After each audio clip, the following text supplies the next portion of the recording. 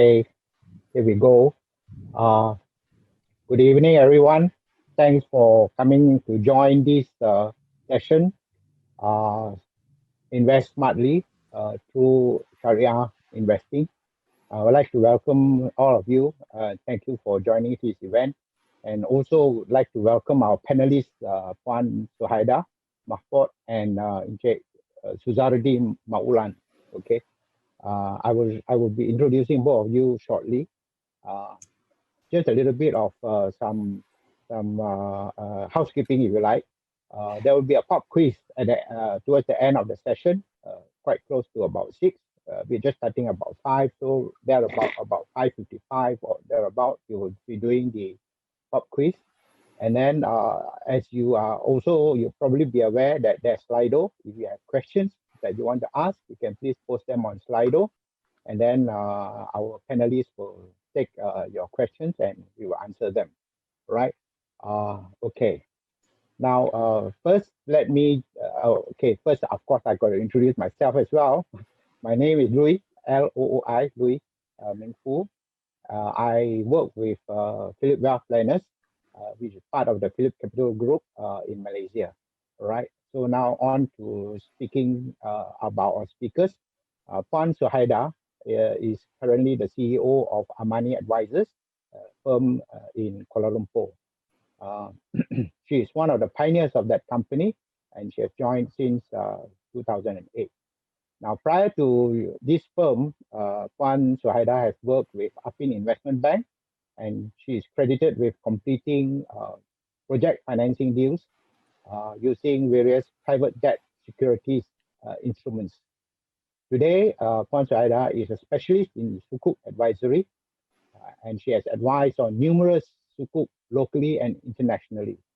One of the sukuk advised by her has actually, to her credit, been awarded Best Securitization Sukuk at the Asset AAA Islamic Finance Award in 2017. Now, besides sukuk advisory, Puan Suhaida also focuses on Sharia governance, structuring, enhancement and conversion exercises, establishment of Islamic financial entities, and development of Islamic products. Puan Suhaida holds a Bachelor's of Economics degree, majoring in Islamic Economics and Finance, and is currently pursuing the Master of Science degree in Islamic Finance with INSEAD. Okay, now I go on to Cik Suzardi Maulan, who is popular known as Pak D. Now, Pak D is a holder of the CMSRL, or Capital Market Services Representative License for Financial Planning. And this license is issued by the Securities Commission, and he is also a licensed financial planner representative with Philip Wealth Planners Sdn Bhd. He graduated with a Bachelor's of Law degree from the International Islamic University of Malaysia in 2005, and he holds the Islamic Financial Planner Professional Diploma from the Islamic Banking and Finance Institute, IPFIM, since 2011. Currently, Suzardi or Pak D acts as one of Bursa Malaysia Place's social media influencers. Suzardi is also an author, and he has authored a book called Rancang Wang Dari Sekarang. He has also developed an online course in stock investing, tutorialsaham.com. You can get that from tutorialsaham.com. He actively blogs on pakd.net and has regularly been featured on national media such as Berita Harian, Harian Metro, TV9, etc., etc. His journey in the financial sector began in 2004 as a unit trust consultant. He then worked with Bank Islam Malaysia and as a consultant researcher, and while there, he was responsible in developing a few banking products such as structured deposits, Islamic credit cards, Islamic trade financing, etc. So let me just now take us through this session. Basically, the next 45 minutes or so, our expert panelists will share with us on various aspects of Islamic equities, Islamic capital market, so on and so forth. And well, basically, we know that in Malaysia, as well as elsewhere in the world, financial literacy is something that's very important to all of us. It is actually the lack of financial literacy that has led to things like some financial decadence and even poverty level being reasonably high and all that. So essentially, I think every government in the world is aimed at trying to reduce the level of poverty, and that is by increasing the level of financial literacy. In Malaysia, we are quite fortunate in the sense that we have relatively low poverty rates, which tells us that our government and our economic policies have been on the right track insofar as this is concerned. So financial literacy obviously involves the savings habit, and from savings we then learn once we have accumulated the resources, then we need to learn how to make our money work for us. Okay, and one of the best ways of doing this is by doing investing. Now in Malaysia, there are lots of investing opportunities and investment products that we have in the market. We all just need to learn what these are, what their features and benefits are, what are the risks involved more importantly, etc., etc. So without further ado, I would now like to invite our first speaker, Puan Suhaida, to give us some insight into the various investment products and instruments in Malaysia, as well as if there is time to touch on global as well, if it is there, as well as to give us an overview of Malaysia's Islamic capital market. So, Puan Suhaida.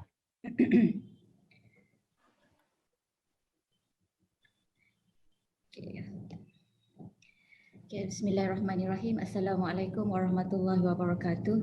First and foremost, thank you and selamat sejahtera kepada semua yang hadir pada sesi live petang ini, InvestSmart Festival 2020.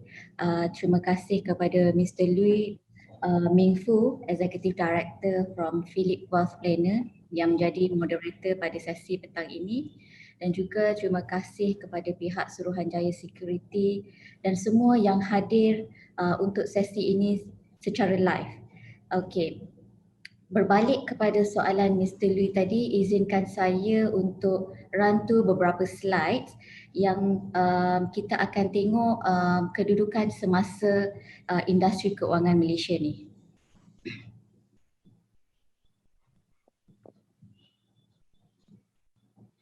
Okey.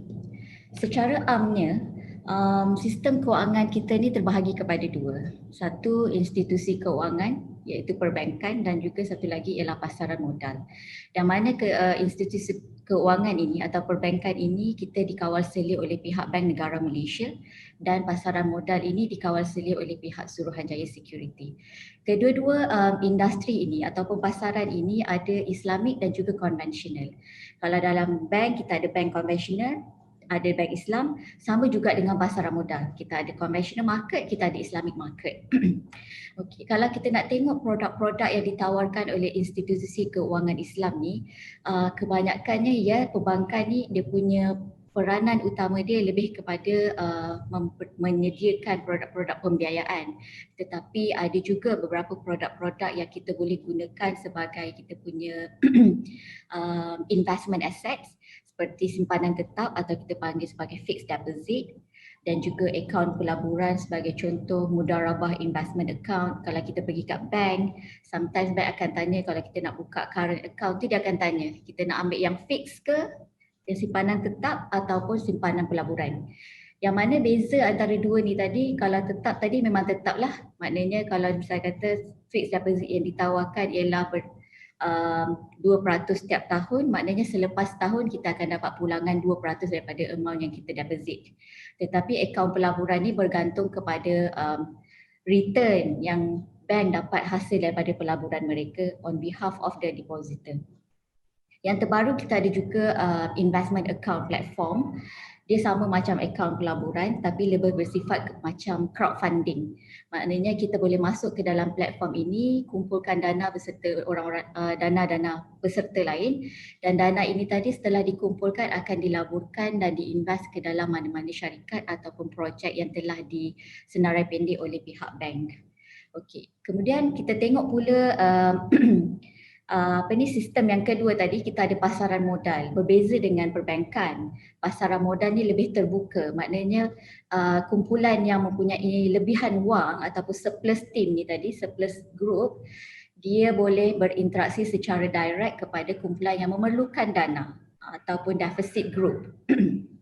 Jadi dalam pasaran modal ni selalunya terbahagi kepada dua, sama ada pasaran modal equity yang lebih bersifat seperti shares dan juga pasaran modal hutang.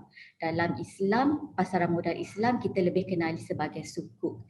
Tetapi ada juga produk-produk lain yang ada diterbitkan dalam pasaran modal ini. Selain daripada shares dan sukuk ni tadi, kita ada juga produk-produk yang bersifat derivatif. Kita ada unit trust ataupun dia unit trust ni, unit amanah ni dia lebih dalam kumpulan kolektif investment scheme kita panggil dari dan juga kita ada exchange traded fund. Kita ada juga produk-produk yang melabur dalam sudut hartanah atau lebih dikenali sebagai REITs, dan juga yang terbaru produk-produk pelaburan yang bersifat atau berbentuk digital.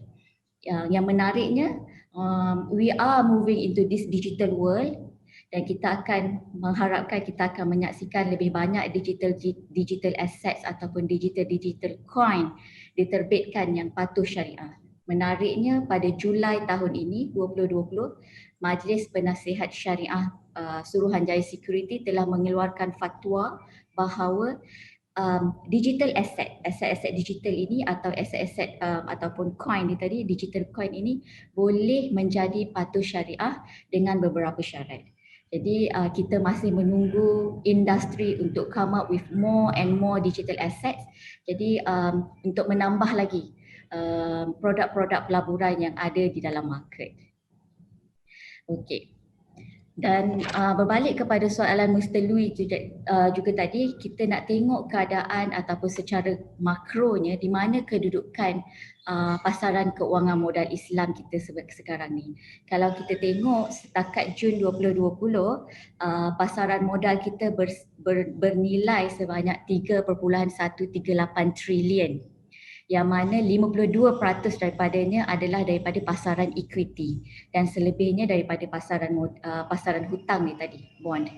Dan lebih daripada 50% iaitu 65% daripada saiz pasaran modal kita ini tadi adalah pasaran modal Islam, yang mana kebanyakannya ini ataupun saiz pasaran ini tadi didominasi oleh syarikat-syarikat yang tersenarai di papan bursa, dan kebanyakan syarikat ni ataupun kita boleh kata 67% daripada semua syarikat yang berada di pasaran bursa ini adalah syarikat yang patuh syariah.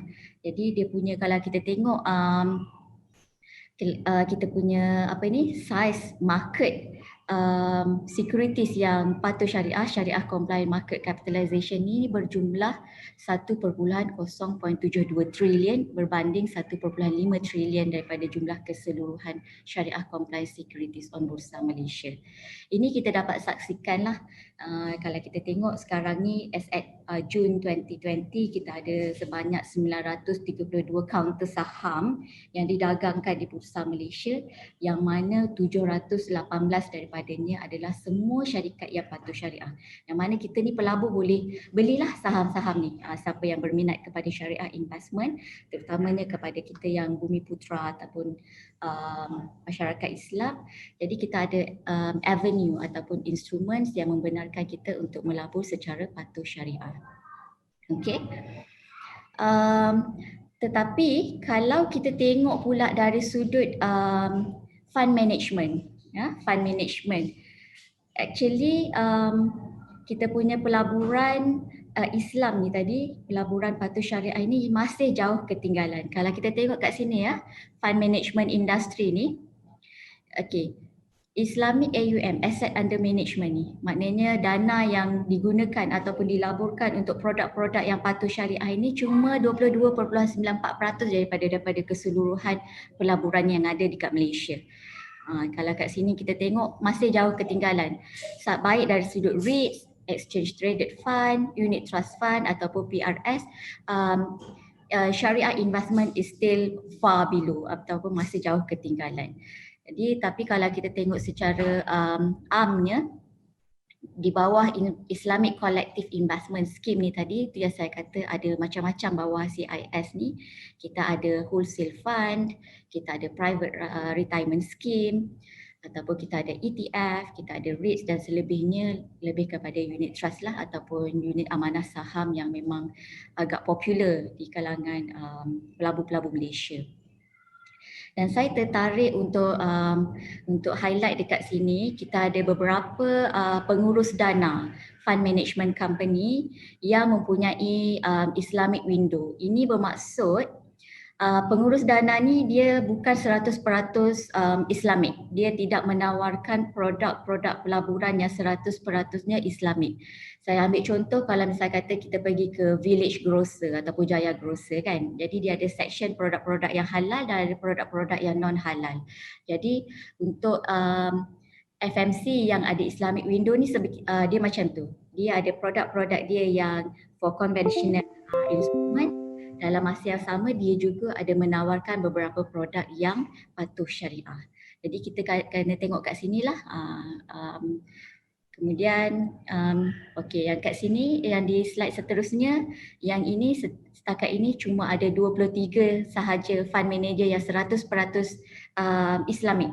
Maknanya dia memang tak ada menawarkan mana-mana produk yang tidak patuh syariah. Keseluruhan dana yang ditawarkan adalah produk-produk yang patuh syariah sahaja. Jadi kalau memang kita sebagai investor yang sangat concern tentang syariah investment or syariah investing ini, we can go through these firms yang mana memang semua produk mereka adalah patuh syariah. Kalau kita tengok dekat sini memang kita ada 34 fund manager yang ada Islamic window dan selebihnya 23 sahaja fund manager yang betul-betul ataupun 100% patuh syariah. Okay, saya rasa itu saja buat sesi kali ini. Mr. Lui, back to you. Thank you, Puan Shariah. Okay, now to continue with this session, to give us a further insight into Sharia compliant products. I would like now to invite Pak D to enlighten us on this area. Pak D. Okay, thank you, Mr. Lui. Saya akan share screen terlebih dahulu.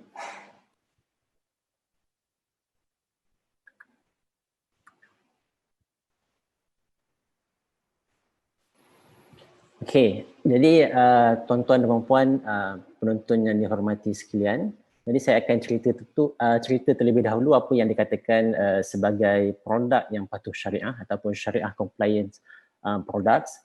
Jadi secara mudahnya kita kena faham yang dikatakan produk yang patuh syariah itu merupakan sesuatu produk yang tidak ada riba. Dan yang keduanya, dia mestilah bebas ragu ataupun tidak ada uncertainty dalam produk tersebut. Dan seterusnya, dia tidak mengandungi unsur perjudian ataupun maisir. Dan bila kita sebut pasal maisir ni, mungkin ramai ingat dia sekadar nombor ekor ataupun teka nombor. Tapi sebenarnya maisir dalam Islam ni, konsep dia bukan sekadar kedai judi itulah. Dia ada lebih banyak konsep, yang mana kalau sesuatu produk itu dia ada unsur-unsur kalau menang semua, kalah semua, maka dia akan jatuh dalam konteks perjudian. Dan sebenarnya banyak dalam produk pelaburan, kalau kita tidak berhati-hati, sebenarnya dia walaupun nampak okey, tapi sebenarnya dia jatuh dalam maisir punya produk. Dan yang seterusnya ialah produk patuh syariah ni merupakan mestilah produk yang tidak ada sebarang unsur-unsur ataupun perniagaan yang diharamkan oleh syariah. Sebagai contoh dalam pelaburan saham, kita dapat tengok sebagai contoh, kita tidak boleh sebagai seorang Muslim ataupun yang dikatakan sebagai pelaburan syariah ni tidak ada syarikat-syarikat yang menjual arak ataupun syarikat-syarikat yang terlibat dalam perjudian, syarikat-syarikat bank yang menawarkan perbankan konvensional semata-mata. Jadi itu semua adalah antara unsur-unsur lain yang diharamkan oleh syariah. Jadi siapa yang menentukan produk ni patuh syariah? Sebab kalau kita nak membiarkan kepada orang awam untuk menentukan suatu produk tu syariah compliant atau tidak, memang dia akan jadi huru-hara. Jadi klasifikasi suatu produk itu patuh syariah ataupun tidak akan dibuat khusus dalam konteks capital market dalam pelaburan. Ditentukan dibuat 2 kali setahun, setiap hari Jumaat, minggu Jumaat terakhir pada bulan Mei dan November.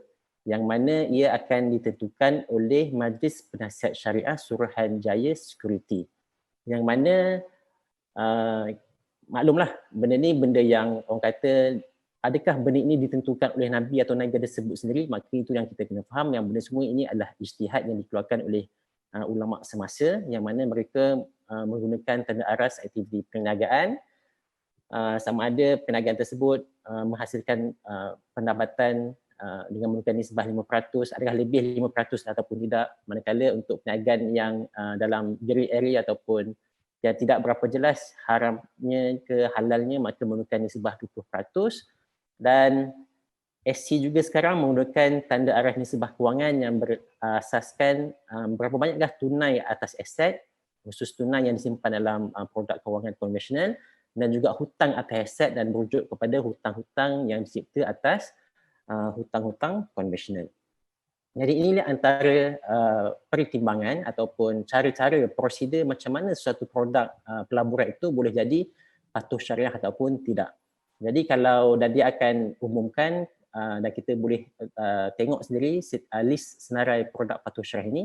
Jadi apabila patuh syariah, apabila sebagai seorang Muslim, maka kita perlu memilih pelaburan-pelaburan ataupun security yang patuh syariah sahaja. Dan kalau fund manager sekalipun, dia hanya perlu ataupun boleh dibenarkan untuk melabur dalam produk-produk patuh syariah sahaja, barulah mereka boleh menyatakan pelaburan yang dibuat oleh mereka itu adalah pelaburan yang patuh syariah. Okay. Dan daripada proses yang ringkas yang saya ceritakan secara ringkas itu tadi, maka jumlah security yang didagangkan di Bursa Malaysia adalah sebanyak 975 security, yang mana 743 adalah syariah compliant, manakala 232 adalah tidak syariah compliant. Dan daripada jumlah ini kita dapat lihat sebenarnya 77% daripada security di Bursa Malaysia merupakan patuh syariah. Dan daripada jumlah itu tadi, maka kita dapat kelaskan jumlah listed company ataupun PLC ataupun syarikat awam di Malaysia ini berjumlah 133 kesemuanya, dan 715 merupakan patuh syariah dan 218 tidak patuh syariah. Jadi sebenarnya banyak pilihan untuk kita pelabur Muslim khususnya untuk memilih pelaburan yang syariah compliant. Dan daripada 715 syarikat tadi, kita boleh pecahkan kepada 12 sektor yang utama, yang mana sektor-sektor ini mewakili sektor industrial, consumer, teknologi, properties, construction, plantation, energy, transportation, telco, healthcare utilities dan juga financial. Okay, dan financial tu walaupun tak banyak, sebenarnya kita ada 3 syarikat financial yang sahamnya patuh syariah, iaitu BIMB, Takaful Malaysia dan juga yang terbaru ialah Bursa Malaysia sendiri merupakan saham yang telah pun menjadi saham yang patuh syariah. Dan sebenarnya kalau kita sebut tentang pelaburan, pasaran modal, sebenarnya kita tidak terhad kepada saham, dan juga kita kena explore ada satu lagi produk yang ada di bursa sebagai contoh, iaitu exchange traded fund, yang mana kita ada 20 exchange traded fund, yang mana 14 tidak syariah compliant dan 6 merupakan ETF yang syariah compliant. Dan ETF atau exchange traded fund ini merupakan unit trust yang didagangkan di Bursa Malaysia. Maka unit trust yang tidak didagangkan di Bursa Malaysia itu memang ramai yang dah maklum. Yang ini merupakan ETF yang merupakan pilihan yang kita ada kalau kita membuat pelaburan untuk memilih pelaburan di Bursa Malaysia sebagai contoh. Dan kita juga ada 18 real estate investment trust, tapi malangnya 14 adalah non syariah compliant dan 4 merupakan syariah compliant. Dan daripada salah satu syariah compliant REITs yang semua orang rasanya tahu dan pernah pergi ialah KLCC Properties itu sendirilah. Jadi KLCCP merupakan satu REITs yang syariah compliant yang menarik, yang mana tuan-tuan dan puan-puan kalau lebih fokus untuk mendapatkan dividen, maka REIT merupakan salah satu daripada peluang pelaburan yang patut kita pilih. Dan kita juga ada exchange traded bond and sukuk ataupun ETBS, dan mana yang benda ini juga ada didagangkan di Bursa Malaysia. Dan di Bursa Malaysia ini tuan-tuan dan puan-puan, semua 4 yang ada semuanya adalah 4 ini merupakan produk yang syariah compliant. Okay. Okay, thank you, Pak D. I think what we'll do now is, well, basically, uh, in everything that we do, we need to set objective goals and all that. The same applies to financial planning. It's very important for us to know our goals, have goals and objectives and a certain timeline for achieving these goals, and so that we can decide on our strategies. Otherwise, we'll just be going aimlessly. So essentially, some of these goals, as we know that we set for our financial life, can be short term, some longer term, and some even very long term goals. All right. To enlighten us on this, I would now like to invite Puan Shariah to share with us. Puan Shariah. Okay, thank you, Mr. Louis. Okay, coming back to Mr. Louis punya soalan tadi, lebih kepada kita sebagai pelabur ni, apa yang faktor utama yang menentukan kita untuk memilih sesuatu produk pelaburan itu. Okey, jadi saya bukanlah berniat untuk terangkan secara detail, yang mana ini bukan kepakaran saya juga, mungkin Pak Di ataupun Cik Suzardi akan lebih explain further tentang deciding factor ni. Tapi secara amnya kita tahu kalau kita sebagai pelabur, sebelum melabur kita kena ada objektif kita, sama ada bersifat short term ataupun long term. Dan yang paling utama kita mesti ada ilmu pelaburan, supaya ini penting, supaya kita ni tidak mudah ditipu. Jadi kita boleh bezakan yang mana the real punya investment ataupun real instrument, dan juga produk-produk yang sebenarnya bersifat skim cepat kaya ataupun yang kita sekarang ni lebih mudah ditipu oleh scammer kita panggil. Kemudian jadi kita juga kena tahu diri kita ni macam mana, apa profil risiko, yang saya rasa Cik Suzardi akan terangkan lebih detail tentang ini, sama ada kita ni jenis high risk taker ataupun risk averse, kan. Dan kena be careful juga untuk mereka yang rasa dia ni high risk taker, kena make sure sama ada betulkah kita ini high risk taker ataupun kita sebenarnya someone yang easily can be fooled by the scammer. Jadi sebab tu ilmu pelaburan itu penting. Mungkin kita rasa tak kisahlah kita rugi hari ni 1,000 ditipu oleh pihak skim cepat kaya because we are a high risk taker. No, you must be able to differentiate yourself sama ada kita ni adalah pelabur yang suka mengambil risiko tinggi because we want high risk high return, ataupun sebenarnya we are just seseorang investor yang mudah ditipu. Okey, dan juga kembali kita lihat kepada modal pelaburan lah, berapa lebihan wang yang kita ada. Dan itu bukan tujuan utama ataupun main topik yang saya akan kongsikan dalam sesi ini, tetapi berbalik kepada deciding factor ni tadi, saya lebih suka sentuh tentang peranan syariah itu sendiri. Saya ambil maklum bahawa sekarang ni ramai ejen ataupun ramai juga yang sudah mula mempromosikan produk-produk yang patuh syariah. Tetapi kita sebagai pelabur, macam mana kita nak pastikan produk patuh syariah itu betul-betul patuh syariah? Yang ini saya akan kongsikan di sini. This is the I would like to say that syariah does matter as a deciding factor for you to choose any preferred investment or preferred investment tool. Okay, kalau kita tengok menurut perspektif Islam, hukum melabur ni sebenarnya harus. Kalau kita banyak banyak ayat-ayat Quran ataupun hadis Rasulullah sallallahu alaihi wasallam yang menyentuh tentang aktiviti ekonomi ni tadi. Antaranya yang saya suka ialah dalam satu hadis Rasulullah yang bermaksud carilah kelebihan ataupun niagakanlah dalam harta-harta anak yatim ini supaya ianya tidak hilang atau dibinasakan oleh zakat. Apa maksud hadis ni sebenarnya? Okay, dalam hadis ni dia menyentuh supaya kita kembangkan, atau misalnya kata ada harta-harta anak yatim ini tadi ataupun harta kita sendiri tadi, kita kembangkan ataupun supaya ianya lebih bersifat sustainable, kan? Sustainable. Itu satu point. Kita kena kembangkan supaya ianya bersifat sustainable, lebih bersifat long term. Dan supaya ianya tidak hilang untuk dibinasakan oleh zakat. Okey, jangan zakat ni kalau kita tengok kenapa kita zakat ni dikenakan ke atas harta yang bagaimana. Kalau kita tengok betul-betul zakat ni antara rukun zakat ialah cukup haul. Maksud cukup haul tu ialah satu-satu aset ataupun sesuatu harta itu yang tidak digunakan dalam tempoh masa setahun, untuk sebagai contoh. Bila kita tak pakai aset tu dalam masa setahun, duduk diam je dalam akaun tu, maka harta itu wajib dikenakan zakat sebanyak 2.5%. Tetapi kalau kita punya duit ini sentiasa digerakkan, contoh misalnya kata duit gaji yang kita dapat hari ni, kita dah put aside for saving, tapi dalam masa yang sama kita berbelanja, kita melabur, duit kita tadi berpindah daripada kita punya akaun kepada orang lain punya akaun.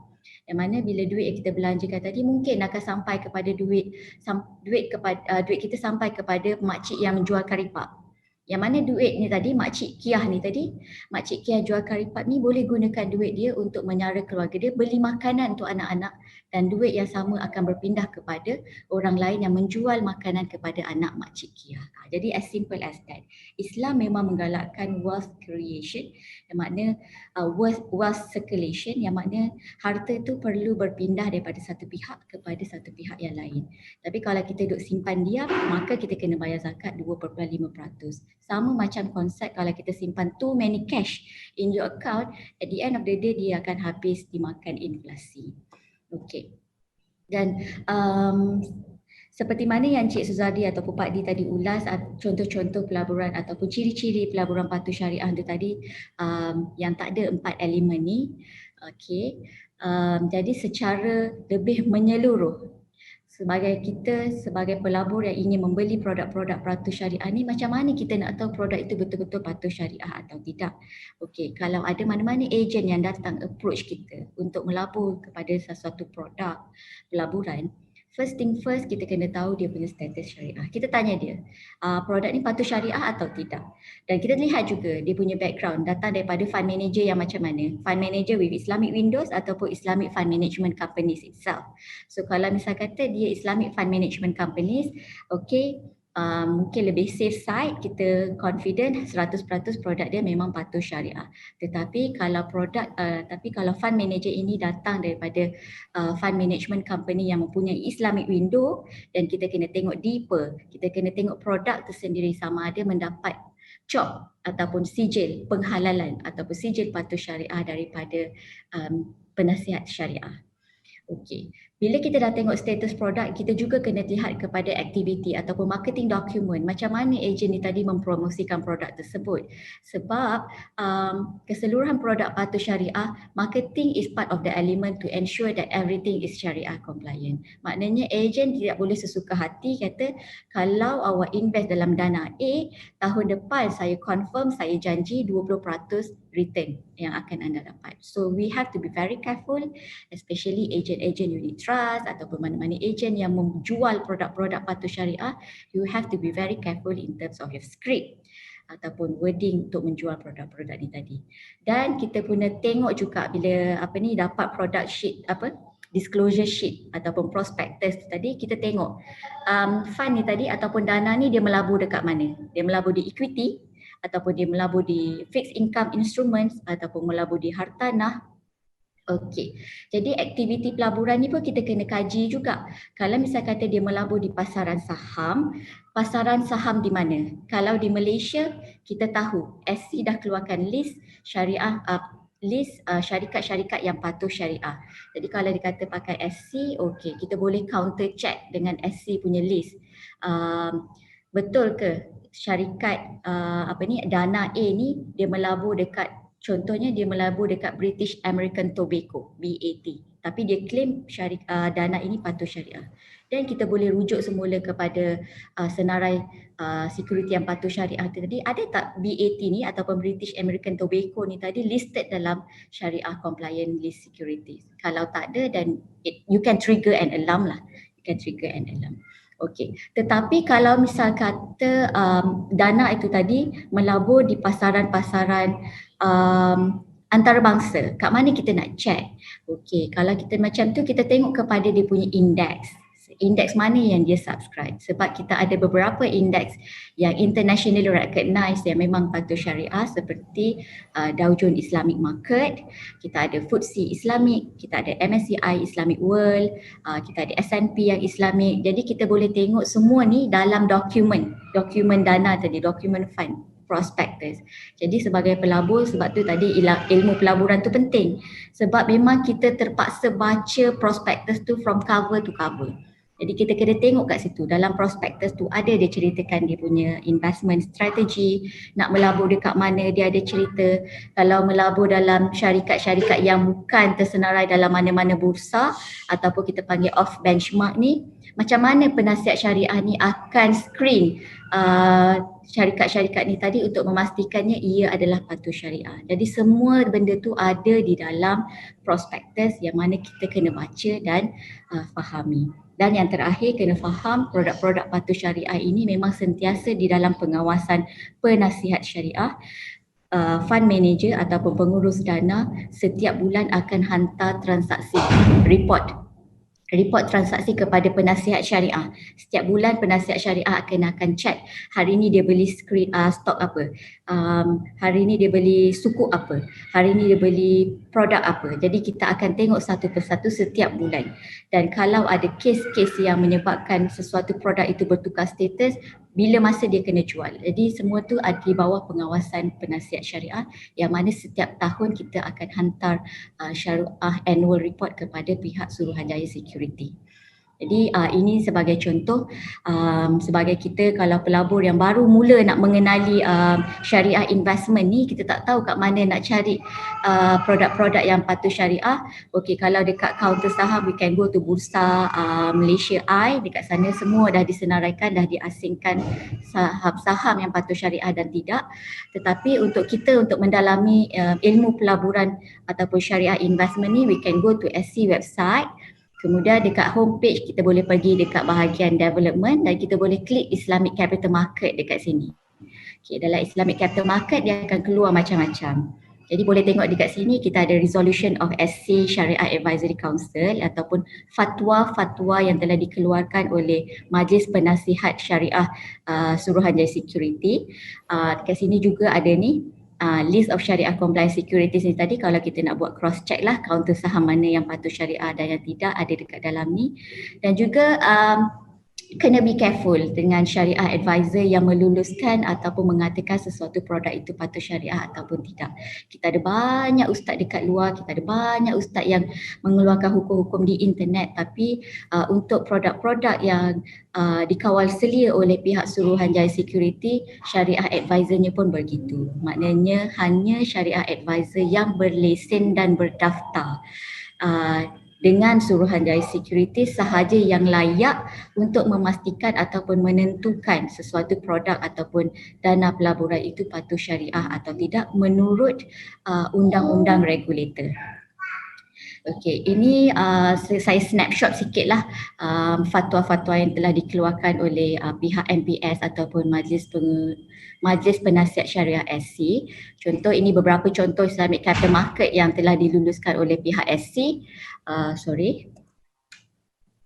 Okey, kita ada apa hukum crude palm kernel futures oil FPKO ataupun apa hukum SSF, apa hukum.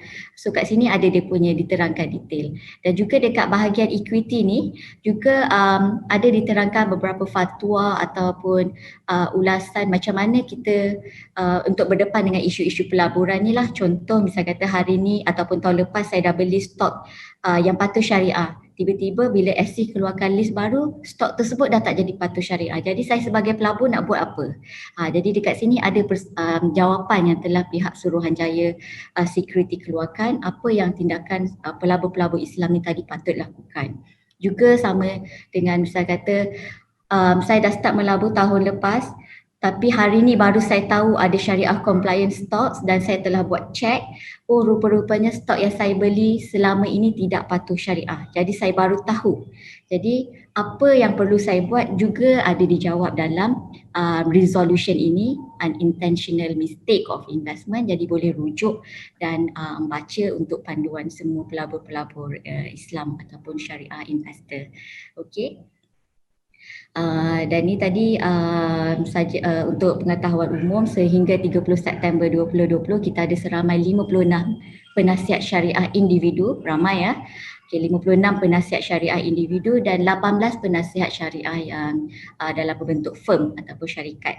Sebagai contoh syarikat saya sendiri Money Advisors. Jadi setiap 2 tahun lesen kami ini perlu diperbaharui. Maknanya setiap 2 tahun akan disoal semula oleh pihak Suruhanjaya Security tentang kita punya capability ataupun kita punya skill untuk menjadi untuk terus menjadi penasihat syariah. Jadi bukan sebarang ustaz boleh menjadi penasihat syariah untuk produk-produk capital market, tetapi memerlukan ilmu yang khas terutamanya dalam bidang muamalat.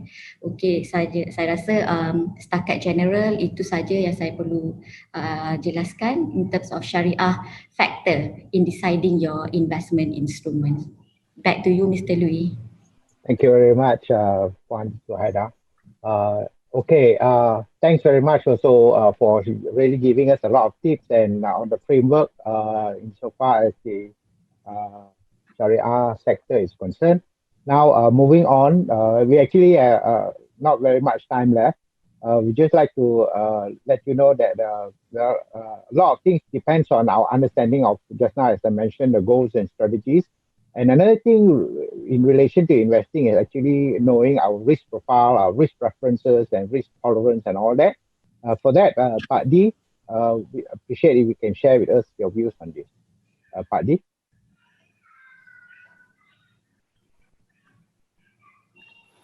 Okay, jadi untuk melabur ni kita perlu mulakan dengan buat assessment our risk profile. So in general kalau kita ni is aggressive punya investor, so kita sebenarnya okay untuk melabur up to 90% dalam equity or stocks. Why? Because aggressive investor ni dia boleh tengok up and down of the stock market punya price movement. So it is very important, sangat penting sebab kalau kita tak boleh sanggup tengok our price share drop sampai 10%, 20%, even 50%, so actually stock is not for you lah. So tapi kita masih kena melabur. So apa cara yang kedua ialah kita tengok adakah kita jatuh dalam cara risk profile yang seterusnya, iaitu adakah kita jatuh dalam risk profile yang sederhana ataupun moderate, yang mana we sebagai financial planner kita akan propose untuk melabur 60-40, iaitu 60% dalam equity shares dan tapi dia akan stabilize factor sikit dalam fixed income instruments seperti sukuk tadi, ETF ataupun real estate investment trust. And last kali khususnya untuk yang very conservative, jadi kita akan advise untuk mereka ni only 40% sahaja invest dalam equity shares dan selebihnya dia akan melabur dalam fixed income instruments seperti sukuk, ETF tadi lah. So ini sangat penting dan maksudnya kita nak elakkan kita ni sebab most of us kalau lagi zaman sekarang ni dia akan tengok return dulu without looking at the risk. Dan ini merupakan cara paling mudah untuk kita kena scam sebab orangnya the scammers memang dia akan janjikan return, highest return dan seolah tak ada risiko langsung. Tapi di real investment kita akan dapati yang dia punya return tu is very relative to the risk yang kita ambil. Okay. So dan bila kita merujuk kepada investment, so mesti orang kata di Malaysia ni yang kita ada Islamic, kita ada syariah dan kita ada conventional. Which one better? So di sini saya gunakan ETF untuk tracking our index. So index kita di Malaysia pun untuk investment for equity, for example saya ambil di sini kita ada dua, satu FBMK LCI yang mana FBMK LCI is our main index tapi dia conventional lah. So secondly kita ada syariah index. Dan saya gunakan ETF untuk compare within these two products, two index for the past 10 years. So untuk pertamanya saya rujuk my ETF Dow Jones Islamic Titans, ETF yang ada di Bursa Malaysia tu kod number dia dan juga dia punya yang kita boleh cari dekat kita punya trading platform. Untuk past 6 months the return adalah 37.7% dan kita compare dengan FTSE Bursa Malaysia KLCI ETF tu kod dia dan juga dia punya nama pendek di trading platform kita, yang mana the conventional ETF bagi return for the past 6 months is 13.2% and year to date 18.38 untuk yang Islamic. For yang conventional counterpart dia ialah negative 6.22% and ditengok sudah one year di sini, okay, 28%, 3 tahun kat sini 8%, 5 years 4.8 dan over 10 years is 6.05% annualized. Dan kita boleh compare sendiri dengan FTSE bursa-bursa yang konvensional tadi, negatif 2.66, negatif 3.76, dan for 5 years is 0.92% and for 10 years is 1.75%. Dan ini saya ambil daripada sumber Morningstar. Semalam saya ambil data ni. So walaupun dalam pelaburan syariah tu kita nampak ada macam kekangan tak boleh melabur di sana di sini sebagainya, tapi in terms of performance for the past 10 years we can see yang pelaburan syariah ini boleh perform better. Dan amazingly dalam keadaan suasana kita ada pandemic COVID baru-baru ni, they still past 6 months almost 40% lah dia punya return as compared to the conventional counterpart. Masih profit, tapi kalau nak compare the syariah instrument ataupun ETF ni lebih bagi more return to the investors. Okay, Mr. Lee? Okay, thank you, Pak Di. Now, actually we are almost time's up, 5:45 now.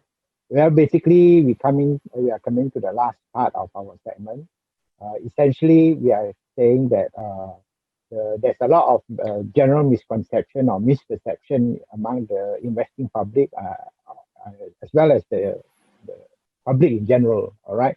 With regard to Sharia-based products and services, whether it's Islamic banking or investments or takaful, that they are only meant for Muslims.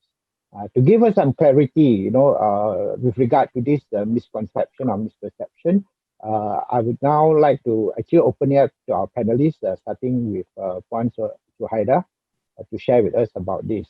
I think we have roughly about 2 or 3 minutes each, and then after that we'll wrap up. Okay, now Puan Shariah first. Okay, this is quite interesting because I need to wrap up within 2-3 minutes je.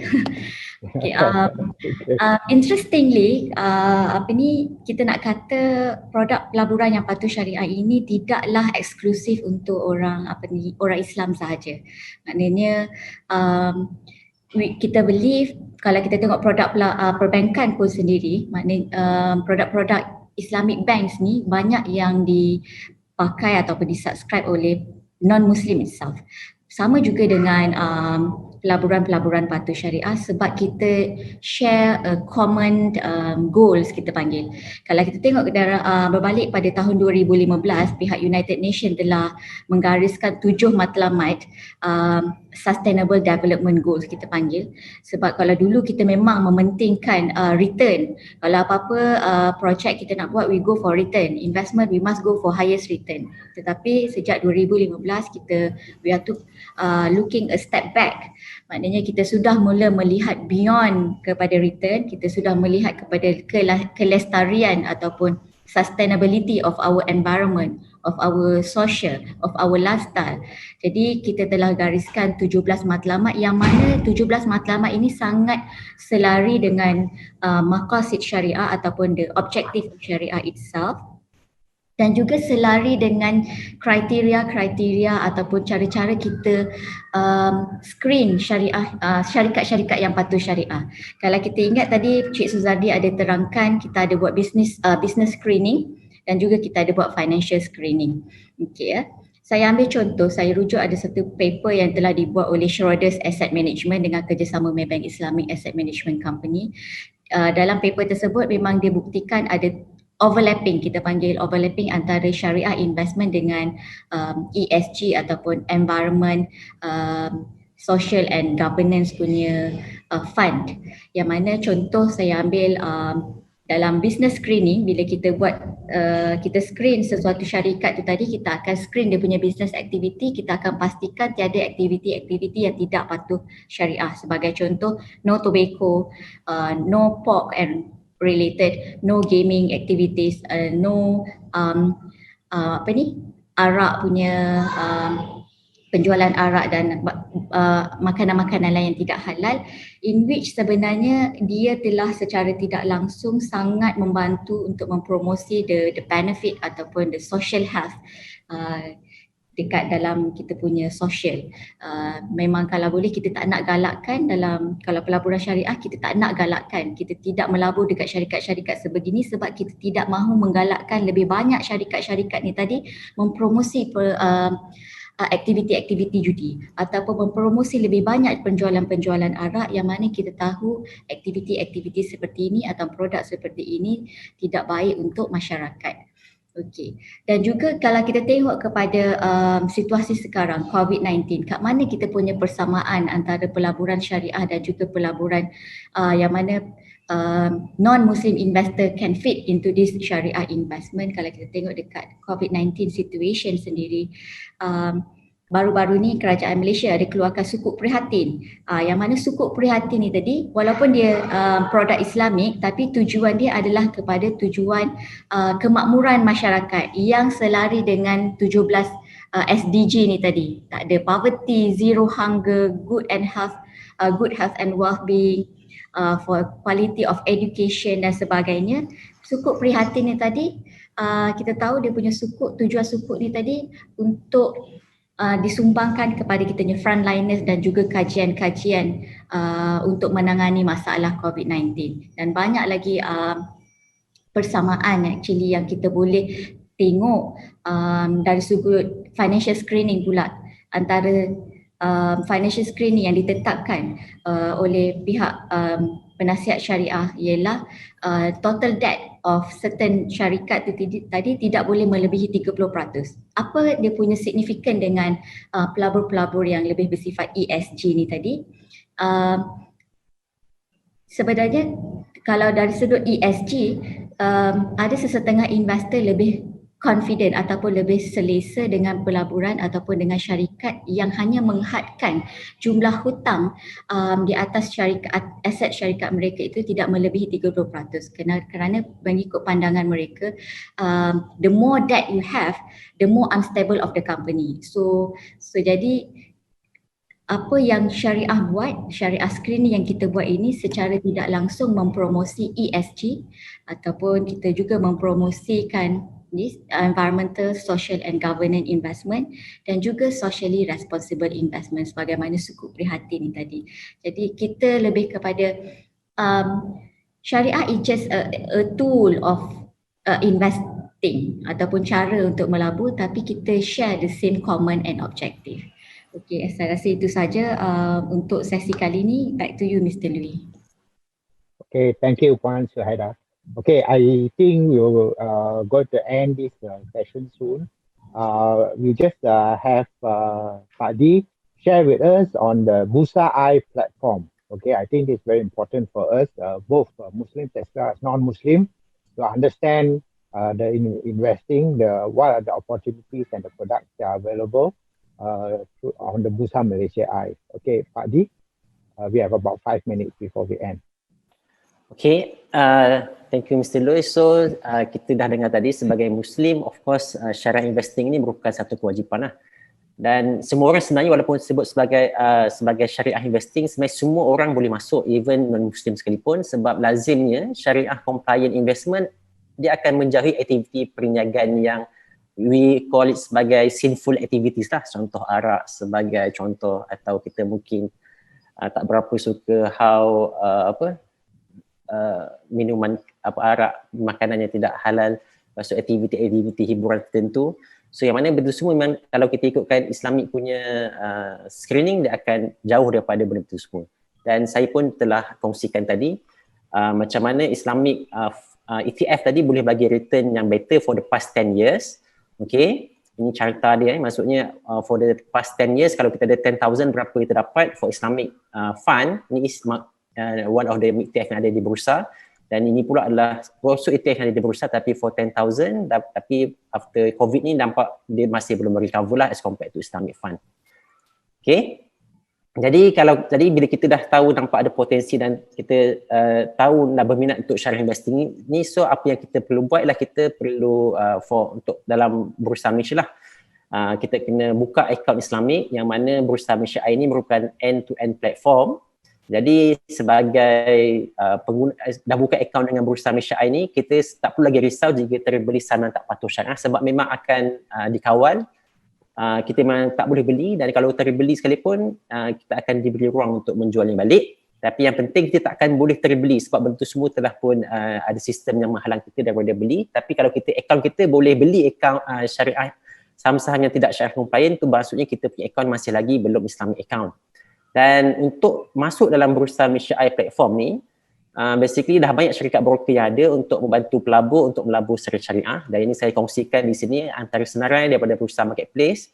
Nama-nama syarikat broker yang menawarkan akaun Islamik seterusnya membolehkan kita semua ini untuk melabur secara patuh syariah dalam pasaran equity dan juga membeli ETF, membeli REIT dan juga ETBS yang ada di Malaysia ini. Okay, jadi boleh tengok ada 14 lebih kurang 14 dalam senarai ini. Jadi kita boleh pergi ke mana-mana syarikat dan just request for Islamic account dan kita boleh start untuk invest secara syariah. Okay, Mr. Lui? Okay, thank you, Pak Adi. I think we are almost the end of the session. Actually, we have a little bit more to go, but however, I think we have run out of time. I will, because we have been given exactly 1 hour to do this session. And during this last 1 hour, I think the session has given us a very good understanding. I'm sure there are many take-home points that I hope you have gotten and able to understand a lot more about investing in Sharia, investing Sharia products, all right, Sharia compliant products. Well, having said that, Puan Suhaida and Pak Di, thank you very much for sharing with us. I'm not sure whether we have time for questions. I'm a little bit doubtful because we are almost time now. Another 4 minutes more to go. I'm not sure if there's any questions on Slido or anything like that. But if you look at just now, Padi and Puan Suhaida have shared, we learned the framework. We also learned, like, for instance, during this time, it's quite unprecedented time in our history, where we are hit by COVID-19, and there are a lot of desperate people there, both sides, okay, desperate people who are looking to make a fast buck, and also investors who may be naive. And just now, as pointed by Puan Suhaida, we need to be very careful, exercise, because when times are desperate, we have all kinds of people coming out with, get rich quick kind of thing. We have to be very alert and make sure that we don't fall into the trap. At the same time, we also realized from Pak Di that if you look at Sharia compliant equities, they are doing actually much better than the conventional ones. So essentially, that's because of the ethical way of investing that's promoted under Sharia investing. So for the non-Muslims, we also need to be aware that actually when it comes to investing, we can also consider that Sharia actually is a much more powerful way of investing as compared to just conventional. All right. Ladies and gentlemen, I think we have 2 minutes more to go. If there's any final words that Puan Suhaida you would like to say, maybe 1 minute each. Okay, thank you Mr. Lui. Saya tidak ada banyak untuk kongsikan, tapi sebagai Muslim ataupun sebagai pelabur yang memang sangat concern tentang syariah investment, seperti yang saya nyatakan sebelum ini, kita kena pastikan produk yang kita pilih itu betul-betul patuh syariah. Jadi ilmu itu penting. We can learn, we can read a lot of documents. Pastikan memang kita tahu setiap produk yang kita invest itu kita faham terma-terma dia. Jadi don't skip reading the prospectus ataupun apa-apa investment form yang kita nak sign. Pastikan semua terma tu kita faham dan kita agree lah. Itu saja. Thank you, Puan Suhaida. Pak Di? Okay, for last word, jadi kalau kita nak mencari pelaburan ni, make sure kita always look balance the risk and the return. Kita memang always looking for the best return, the highest return, tapi kita juga perlu pastikan yang risiko yang kita ambil itu adalah bersesuaian. So senang cerita lah, kalau kita ni nak dapat return sampai 50%, are you ready to lose your money? Not lose lah, you are looking your unrealized loss tu 50% juga ke tidak? Or you are just looking for 50% return on investment, tapi you just kalau even 5% drop pun you dah rasa apa? Very takut, sangat kecewa dan sebagainya. So it is something yang you have to ponder lah. Sebab the profit is sentiasa related dengan risk yang kita ambil.